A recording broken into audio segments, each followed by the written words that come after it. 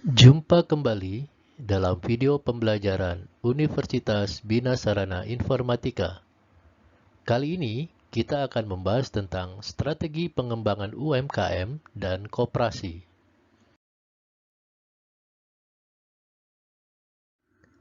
Menyikapi kondisi UMKM dan koperasi saat ini, maka dapat kita katakan bahwasannya keberadaan UMKM dan koperasi memberi andil terhadap usaha hilir untuk usaha berskala besar, baik pada sektor perikanan dan kelautan, kemudian sektor industri, kerajinan, dan lain sebagainya.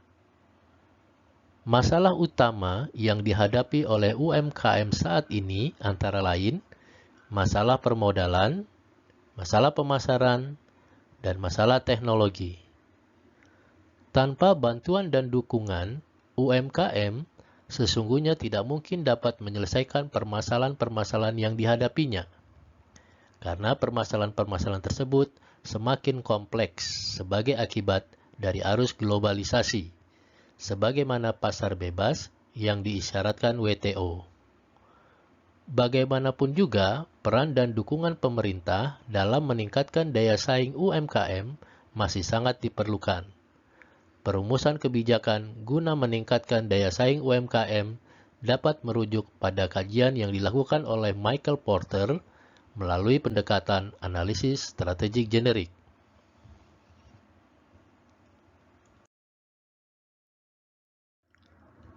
Analisis strategik generik digunakan dengan mengkombinasikan keunggulan kompetitif dan competitive scope atau lingkungan persaingan. Contohnya, produk yang tidak memerlukan teknologi tinggi dapat menerapkan strategi biaya rendah dalam pengelolaannya. Akan tetapi, untuk produk kerajinan tangan, lebih baik diarahkan pada focus differentiation, karena produk-produk tersebut memiliki keunikan tersendiri dan lebih berpeluang untuk memperoleh harga yang lebih tinggi. Oleh karenanya, kebijakan pemerintah harus memberikan fondasi bagi UMKM untuk meningkatkan keunggulan kompetitifnya. Untuk meraih kesuksesan kompetitif, sangatlah diperlukan menekankan bahwa perusahaan dari suatu negara harus memiliki suatu keunggulan kompetitif dalam bentuk biaya rendah atau produk yang berbeda atau unik. Agar keunggulan yang dimiliki berlanjut, perusahaan, UMKM ataupun koperasi haruslah dikelola secara efisien dan menyediakan produk dan jasa berkualitas tinggi. Hal ini artinya produktivitas UMKM harus terus ditingkatkan sepanjang waktu. Dalam konteks Indonesia, teori yang disampaikan oleh Michael Porter tadi dapat diadopsi untuk mencari format kebijakan pemerintah yang tepat sasaran bagi peningkatan akses, khususnya akses pemasaran produk UMKM. Maka, strategi generik yang dipilih hendaknya harus sesuai dengan kondisi UMKM sebagai pelaku bisnis.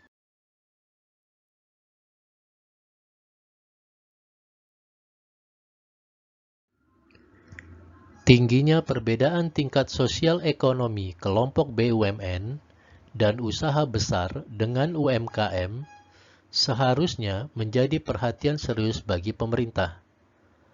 Hal tersebut diperlukan agar pemerintah dapat memerankan dirinya secara lebih optimal di dalam sektor ekonomi skala UMKM, yang umumnya bergerak pada sektor-sektor informal. Penentuan berbagai kebijakan yang diperuntukkan bagi UMKM, khususnya usaha yang berada pada skala mikro, haruslah melibatkan pelaku usaha mikro itu sendiri untuk merumuskan secara menentu berbagai instrumen kebijakan. Jika mereka tidak dilibatkan, berbagai kebijakan yang dibuat akan menyimpang dari harapan dan pada akhirnya tidak akan memberikan manfaat bagi kelompok ekonomi yang bergerak pada sektor ini. Pengalaman yang di berbagai tempat menunjukkan tidak sedikit kebijakan yang dibuat pada akhirnya tidak memberikan manfaat dan bahkan menambah beban UMKM. Untuk itulah, perlu dilakukan proses pembinaan bagi UMKM dan koperasi agar lebih berkembang lagi. Bentuk-bentuk pembinaan yang dapat dilakukan oleh pemerintah terhadap koperasi dan UMKM antara lain kemitraan, pembiayaan, dan pengembangan usaha. Kemitraan merupakan sebuah konsep yang menampung aspirasi kelompok yang berafiliasi dalam program pembangunan guna menumbuhkan kebanggaan dan menjamin keberlanjutan jaringan untuk mendukung inisiatif dan menggali potensi lokal. Dengan kemitraan, berbagai potensi yang terdapat di dalam sebuah komunitas diharapkan dapat diangkat dan menjadi keunggulan yang memiliki nilai ekonomi dan mampu menciptakan keunggulan komparatif sebuah daerah. Dalam mengembangkan kemitraan, masing-masing mitra harus sensitif dan menunjukkan komitmen serta empatinya tidak hanya terhadap apa yang menjadi tujuan kemitraan tersebut, tetapi juga terhadap apa yang menjadi tujuan dari masing-masing individu.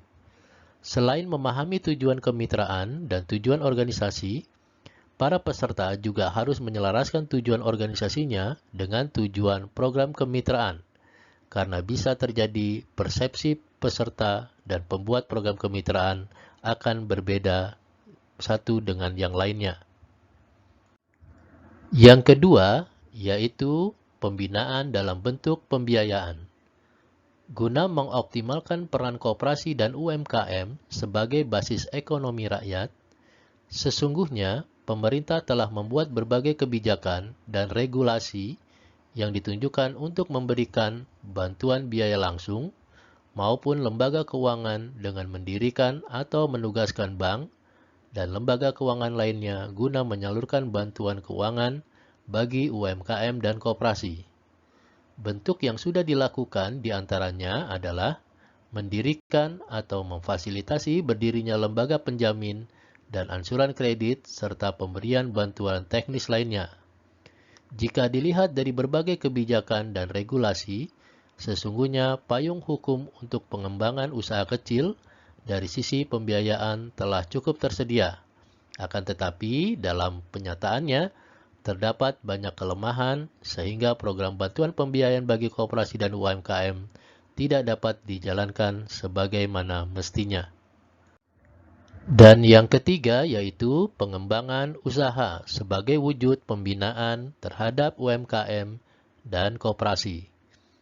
Pengembangan koperasi dan UMKM merupakan langkah penting dalam meningkatkan dan memperkuat sendi-sendi dasar perekonomian, khususnya penyediaan lapangan kerja dan pembentukan usaha-usaha baru. Mengingat peran strategis tersebut, hendaknya perencanaan pengembangan koperasi dan UMKM harus dilakukan secara sistematis dan menyeluruh, baik pada tataran makro maupun mikro. Pengembangan koperasi dan UMKM hendaknya bertujuan untuk, yang pertama, menciptakan iklim usaha yang lebih kondusif, termasuk membuka kesempatan usaha baru yang seluas-luasnya bagi masyarakat. Yang kedua, mengembangkan sistem pendukung usaha bagi koperasi dan UMKM untuk meningkatkan akses kepada sumber daya produktif sehingga dapat membuka kesempatan bagi berbagai potensi masyarakat untuk memanfaatkan berbagai sumber daya. Dan yang ketiga, mengupayakan pengembangan kewirausahaan terutama dengan cara memanfaatkan berbagai keunggulan komparatif menjadi keunggulan kompetitif. Upaya pemerintah dalam melakukan pengembangan terhadap koperasi dan UMKM yaitu dengan melakukan strategi penguatan. Strategi penguatan yang dimaksud yaitu yang pertama melalui pendekatan klaster. Klaster atau sentra bisnis dapat didefinisikan sebagai suatu konsentrasi dari berbagai usaha sejenis, terutama usaha dalam skala kecil. Pendekatan klaster lebih memfokuskan diri kepada upaya menumbuh kembangkan industri-industri berskala kecil dengan membentuk sebuah kekuatan baru dengan menyatukan industri kecil yang sejenis. Strategi penguatan yang kedua yaitu pendekatan inkubator.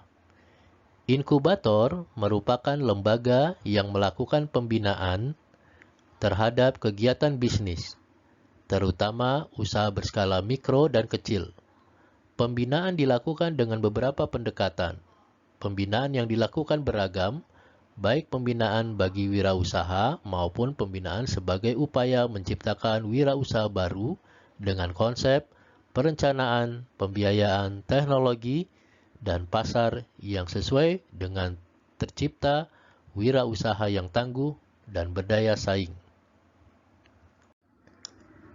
Paling sedikit, ada 5 jenis inkubator yang selama ini menjadi acuan dalam pengembangan inkubator di beberapa negara dan terutama di Indonesia, yaitu Regional Development Incubator.